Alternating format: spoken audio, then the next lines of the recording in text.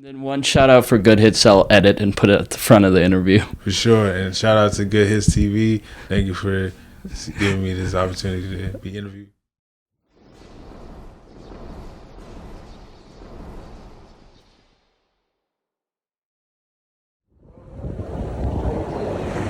What's up, gang? Today we're interviewing a legend. It's Sybyr in the building. The man behind I Don't Like You, I Like Being, and so many more hits. He's a true underground legend. So sit back, relax, and stay tuned for Volume 9, Episode 5 of Good Hits. Salute!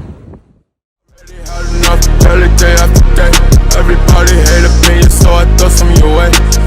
Only thing you do is bitch your moan and complain. What's up, Good Hits gang? You know what we're about. We're bleeding the block for the best underground rap here in New York City and beyond. Shit, we got a special guest in the house. He's a real underground legend. You see the graphic behind him, King of the Underground. He's been around many years. You already know the vibe. He just got done crushing the Hell Horse Files, an event produced by Mullet Boy and Good Hits last night in the middle of Brooklyn. I don't know when this is gonna drop, but we got Sybyr in the fucking house, bro.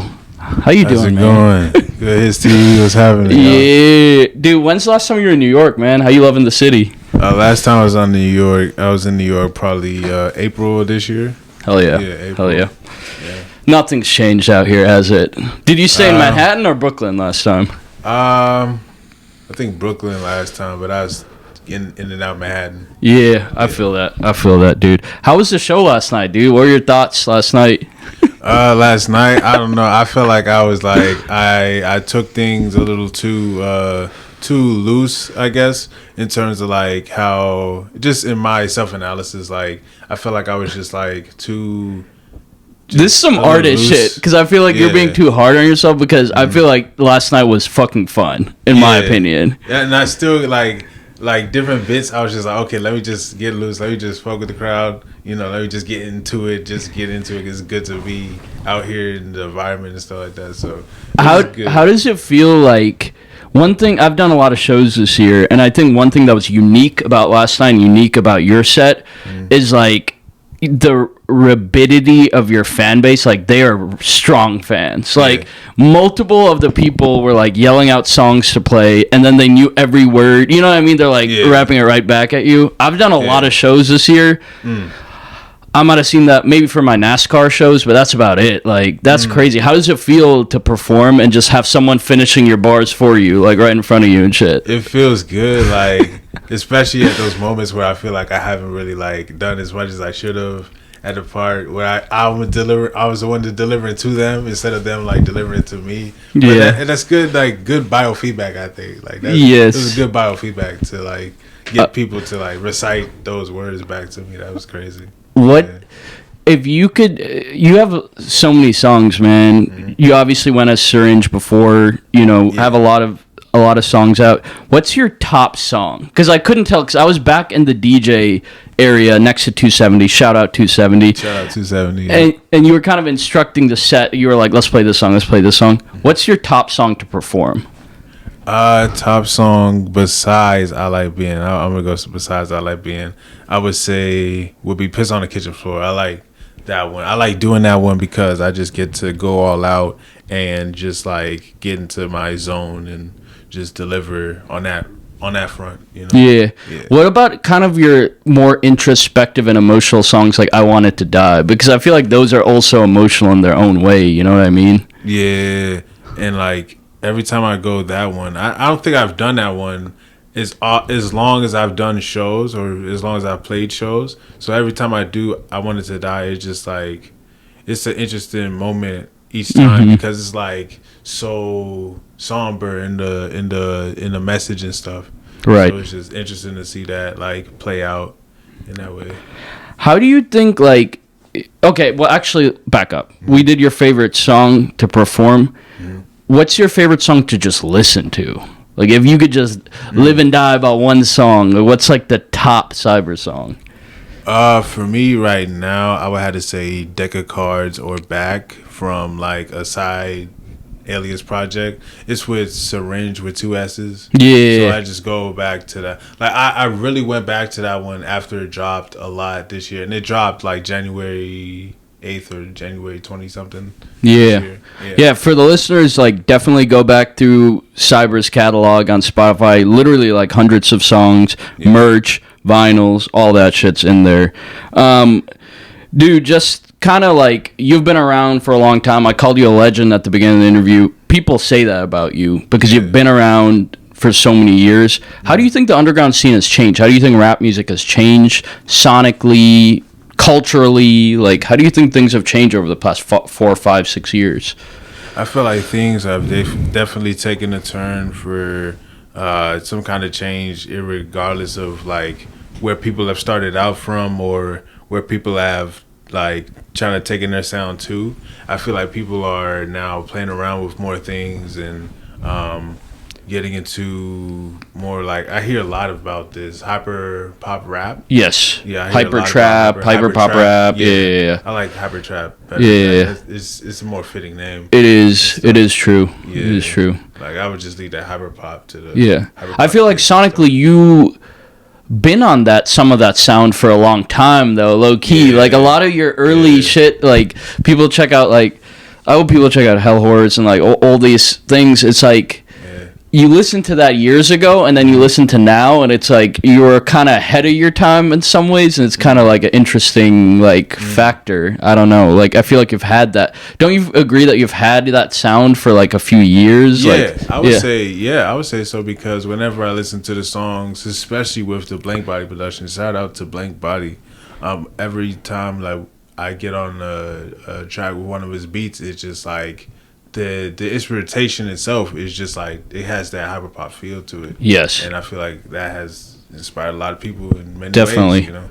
What's your top producer you've worked with? Top beat maker, if you can name one. I would say Blank Body. I would have to give it to Blank Body. I feel that. Every time it's just like the sonics, like what he's going for and what I'm going for is just like, it meshes in a way where it's just like, it just complements it in a way, you know, like, because I could go into my own world lyrically and then he can go into his own world like sonically as a I feel that. Like that. So, It's fire just being in the studio sometimes when you have that connection with a producer. Like that team is hard to relate unless you're in music and you like, I don't know, you're an artist and stuff, because some producers just get what you want. Yeah. You know what I mean? And I would say another producer would be Throw Tobin.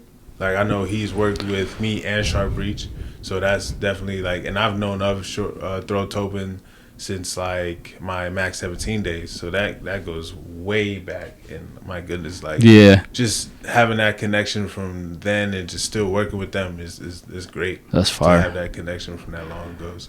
So just tell the fans, a lot of people probably already know this, but where you're from and where you started music. Like, you have releases all the way back till 2015, probably before that, maybe. Yeah, before that. Yeah, so it's like, when did you really start music? Like, what age? How did you get into it? And where are you from originally? Well, I'm originally from a place called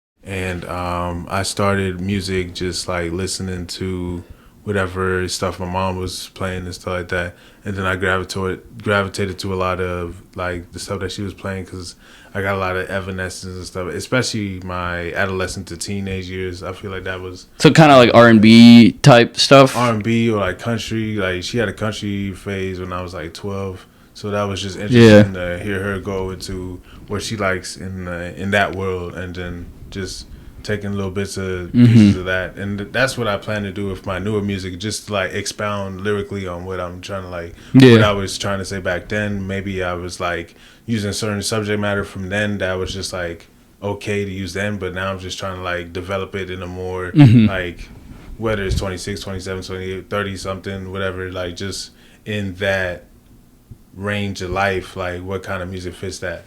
Yeah, because I like how you said it like that, because a lot of artists like I interview are like, I'm past that stage, like I'm past that, I've developed past that. And it's not about developing past something, it's just where you are in life. I mean, it's just like it's the music, where you are mentality thing. And those early albums that you made were like classics, you know, so you're not like developing past it, it's just now you're a little bit older, so you want to deliver something different. I think that's something that's important too. And that's all it really is. It wasn't like trying to necessarily run away from a certain sound or something like that. It just felt like, okay, I'm in this location. I don't feel like this expression would fit for this type of direction. Or, Right. You know, and it happens like that sometimes. I feel that.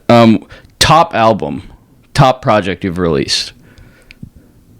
That's a tough one because what does top really mean? I guess a better clarification of that question, album you listen to the most. Like if you had one album that you got to keep, and that would be the only album you get to listen to, what would that album be? And why is it Hell Horse? No, I'm playing. I'll probably say King of Enigma.